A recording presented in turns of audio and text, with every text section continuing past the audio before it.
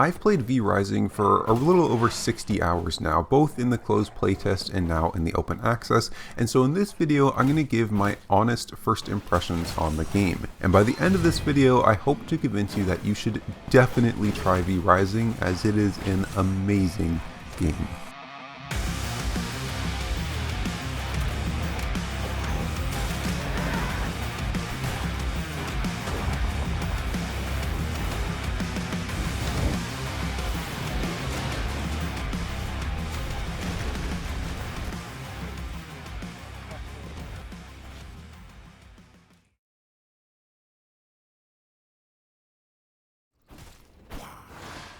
Hey everybody, before this video starts, I'm giving out a free copy of this game courtesy of Stunlock Studios, so if you want to enter it, check out the description, go to my Discord server and enter the giveaway in there.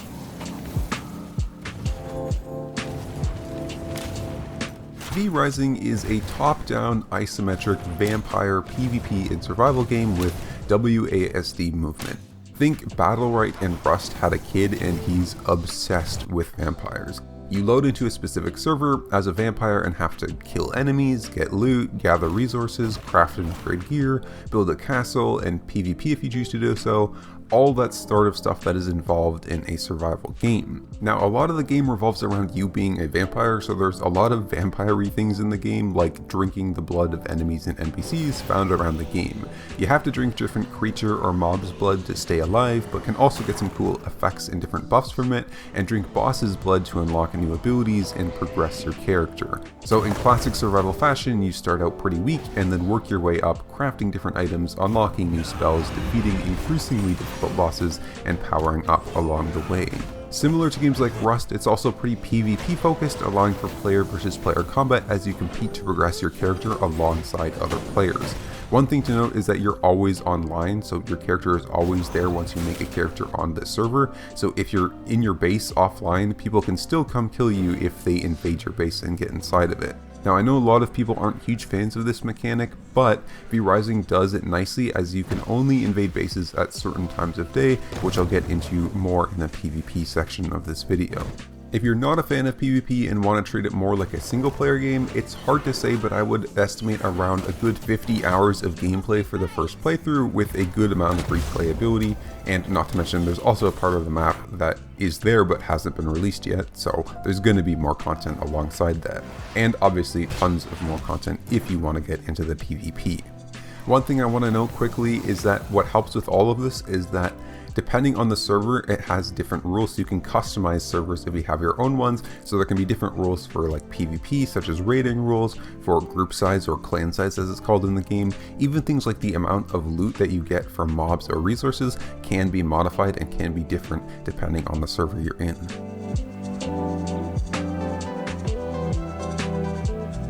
World building, game feel, I wasn't really sure what to call this section, but I wanted to make sure I put it in because the V Rising world feels alive. They did such a good job at making you feel really integrated into this vampire-esque world. For example, one of the greatest things that I'm always excited to see games do is the mobs have their lives. They live their lives and they're not just sitting there waiting for you to come kill them.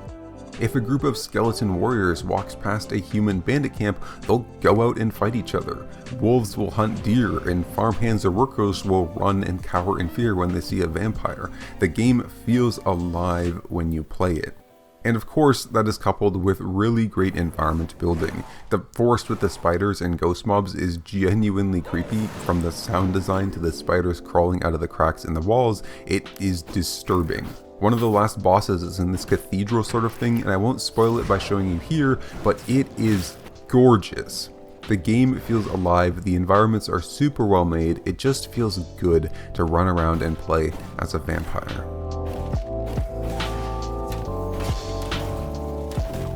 Before I get into the PvE and PvP, I wanted to get into the combat system specifically. So the combat system is the exact same as Battlerite. Stunlock Studios, the creator of Battlerite, is also the creator of V Rising. Now, when I tried to play Battlerite before, I didn't really like it. The combat was really fun and I enjoyed the combat system a lot, but it felt like Stunlock had spent like 90% of their time creating this great PvP combat system and then quickly built this sort of crappy game around it. But now they have V Rising, still with that same amazing combat system, but also a great game to back it up, which just really makes the combat so much more enjoyable. So if you're like me and didn't play or enjoy Battlerite, that doesn't mean that you also won't like this game. In my opinion, the combat in V Rising, and even the game altogether, is on a whole nother level compared to Battlerite.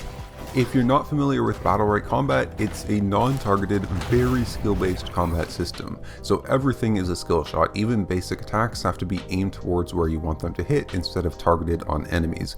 And a lot of the abilities and stuff came from Battlerite directly, so everything feels pretty polished. In V Rising, you have 6 abilities, 2 weapon-based abilities that unlock as you craft higher tier weapons, and then 4 abilities that come from killing bosses to unlock them. 1 space ability, which is your mobility or iframe ability, 2 normal abilities, and then 1 ultimate ability on a long cooldown. Now, since you have so many abilities, there's tons of room for customizing your own unique playstyle. You can build so many different combos or fulfill different roles. You can go as a healer, a tank, a melee berserker, an ice mage, really whatever you want. There's tons of flexibility. So overall, the combat system is great. It's easy to get your hands on, very skill based, and practically every fight I've been in has been enjoyable.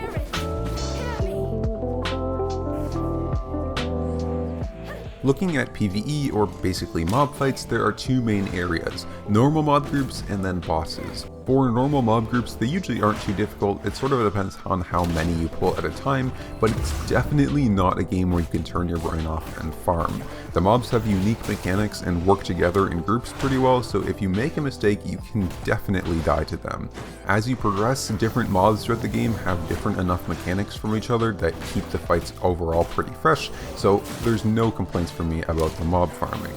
The real PvE test though comes in bosses, and V Rising definitely delivers. The bosses are all super unique, have plenty of interesting mechanics and different environmental based fights, and they can get very difficult. The early bosses are dummy easy. They have like 2 or 3 abilities, and once you learn them, allows you to beat them very easily without even taking damage, but the late game bosses are pretty crazy. They have tons of different spells with different variations and rage modes and secret mechanics, meaning the fights are always interesting.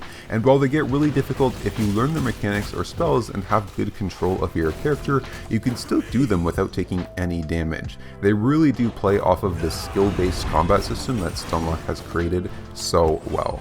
When I fought the highest level boss with my friend in the closed playtest, it was such an enjoyable boss fight. It was the perfect level of difficult and frustrating, but also rewarding. We lost against it a bunch of times, but it never felt bad because we were learning more about how to beat it each time, getting better at reading its abilities and dodging his attacks. All of it was just very rewarding. Honestly, the boss fights in V Rising do not feel like a PvP-based PC game, instead feeling more like a single-player console game. They're fun, they're challenging, they have so many cool mechanics. Even for me, a player who likes to focus on PvP, I've had a super fun time bossing in V Rising.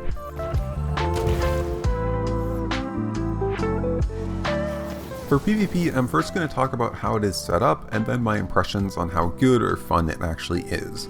So basically, in terms of PvP, there are 3 main types of servers that you can join. On one end, you have PvE servers with no PvP at all. On the other end, you have full loot PvP, where anyone can attack you at any time and take everything you have on you. And in the middle, there are servers with PvP, but only knockdowns instead of full loot. So depending on how much focus you want on PvP, you can choose your server type accordingly. Now, a big part of the PvP is also base raiding and invading, where you can invade others' castles and take all of their stuff. For this, Stunlock has set up PvP servers to have invasion times at set points every day, where bases can be broken into so that you don't have to worry about it 24/7. So for example, one server could have a window from 5 to 11 o'clock where people are able to invade bases and steal items from chests, but outside of that 6-hour window, no invading can take place. Another nice thing about the whole base invading is that in similar other games, if you do end up getting invaded and killed, you basically have to restart as they just take everything, but in V-Rising there are two things that help you out so that you don't have to completely restart. First, there's a chest that has a small number of slots that you can build one of that other players can't loot, so you can store your most valuable or important things for rebuilding in there to give you a bit of a head start if you do end up getting wiped. And second, because your character progresses and gets stronger spells and learns better crafting along the way, it's much easier the second time around when your character is already progressed. So to me, who didn't really like all of the base raiding mechanics in other games, this has made it much more enjoyable for me, both as the invader and as the person getting invaded. In terms of PvP fights, they're a lot like Battlerite if you've ever played it. It's pretty easy to pick up, having a low skill floor to be able to PvP, but it has an insanely high skill ceiling. Every move is dodgeable, every move has counterplay potential, there are iframes and difficult combos, it's got everything. Now if you have played Battlerite, you'll have a bit of an advantage to start, but if you haven't, like me, it's not that big of a deal as there are a lot of differences in how fights take place and their environment, so you won't be too far behind. One thing to note is that fights can last pretty long as the time to kill is pretty high, so for example, if you hit an enemy with literally all of your abilities, you still won't kill them. So it's more a lot about spacing, baiting out enemy abilities, capitalizing, countering, and quick little combos. All of this together means that skill matters a hell of a lot more than level or how good your gear is. You could theoretically win a 1v4 with much worse gear than your opponents if you're good enough. It also means that if you like playing in a small scale group of like 4 people or so, teamwork is very, very important and very rewarding. The things you can pull off as a coordinated team are just insane. Honestly, every fight I've been in has been very enjoyable, even those where I was outnumbered and outgeared. The only thing I haven't enjoyed as much when it comes to PvP is the base invading, as sometimes you invade someone's base and it ends up being sort of a noob, which is really tough for them and not that rewarding for you. But overall, the PvP is stellar, some of the best I've ever seen.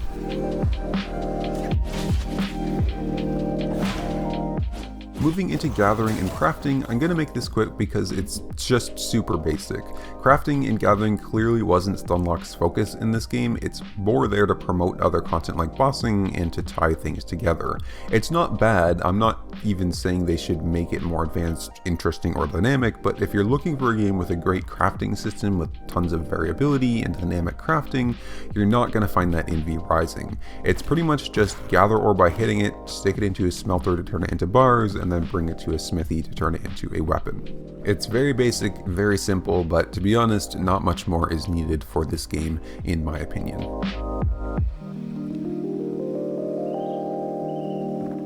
Now, I've done basically nothing but sing praises for V-Rising in this video, but you should never trust anybody who doesn't have anything bad to say about a game, and V-Rising definitely is not perfect. So here are some of my criticisms of it. Starting off, there is this sun mechanic in the game that is not fun or enjoyable in my opinion. Basically, you're a vampire who doesn't like the sun, so if you're out and about in the sun, it will kill you. And when I say it will kill you, I mean it's the most deadly thing in this game. After around 5 seconds in the sun, you'll start burning to death very fast. Normally this is sort of just a slight annoyance, but in some areas that have very little cover, the game is actually just like unplayable during the sunny periods of the day. You can barely even move through them without dying. I would much prefer them to tone it down a little bit and make it like a debuff or something so that the game is still playable in those areas if the sun is up. I understand why it is in the game, it does add some depth and planning, but right now it's just way too punishing, making it just annoying at times. My second criticism is that the pacing of the game is just off at points. So sometimes you'll just be steadily progressing, clearly one step at a time, and everything feels good, and then you'll try to figure out what to do next, and it's just suddenly like this RNG grind to get specific recipes for items or other RNG drops to craft the next item, and it just feels off to me. Like you're steadily progressing and then suddenly you just hit a wall for a while, and in my opinion it just doesn't feel too good. Overall, it's not the biggest deal, but if you compare it to a game like Terraria, which just has amazing pacing and progression, it just doesn't really feel as good. Third, boss balancing for groups is just sort of wonky.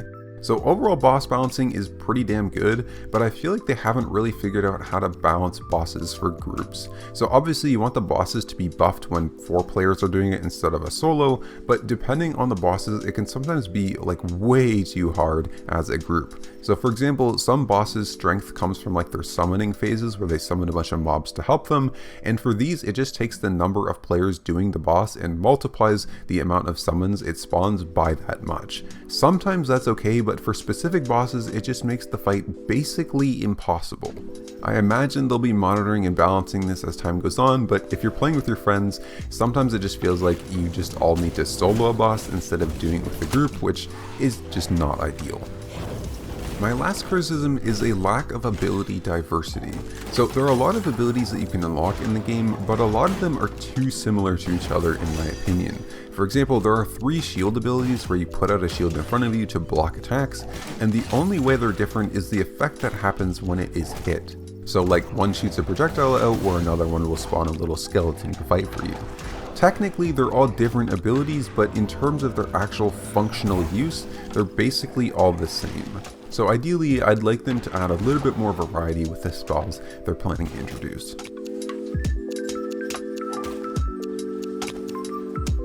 So taking that all together, is it worth it? Is it worth the currently $20 to buy the game? Well, I would say that's a resounding yes for the vast majority of gamers out there.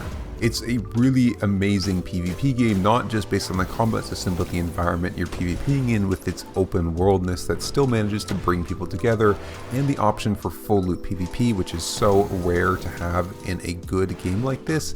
It is just an amazing game for all people who are fans of PvP. And even if you aren't a PvPer, I would say even as just a solo PvE game experience, it's up there with some of the console games that focus on mob and boss fights. The combat system just allows for this really interesting dynamic fights with bosses that is heavily skill based and challenging. So overall, this game definitely has my stamp of approval. It's honestly one of the best games I have ever played.